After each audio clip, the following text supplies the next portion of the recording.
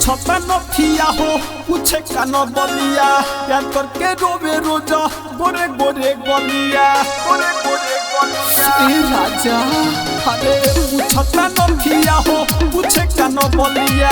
याद करके रोवे रोजा गोरे गोरे गलिया उठवा के ललिया के कहीं से मना है उठवा के ललिया के कहीं से मना है लागे न मन करके आजा हवाई लागे न मन करके आजा हवाई लागे न मन करके लागे न मन करके आजा हवाई आजा हवाई करके आजा हवाई सुना सुना लागत से जिया आहा बेला हायंगराई हो छोड़ी के चलो गइल परद सवा बाड़ तू कहसाई हो ए राजा सुना सुना लागत से जिया आहा बेला हायंगराई हो छोड़ी के चलो गइल परद सवा बाड़ तू कहसाई हो चूड़ी कंगना वहाँ कहरे लड़ा है चूड़ी कंगना वहाँ कहरे लड़ा है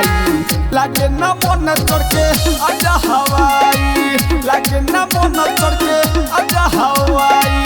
लागे न मन करके लागे न मन करके आजा हवाई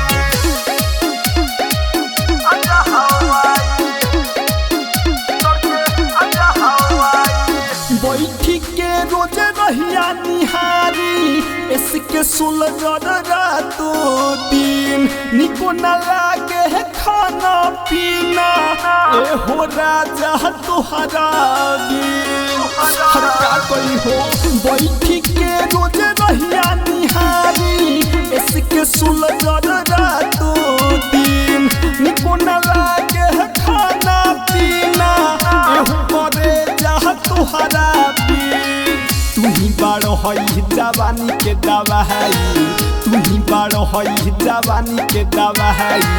लागे न मन करके आजा हवाई लागे न मन करके आजा हवाई आजा हवाई लक्ष्मी स्टूडियो माय स्थान सुगौली।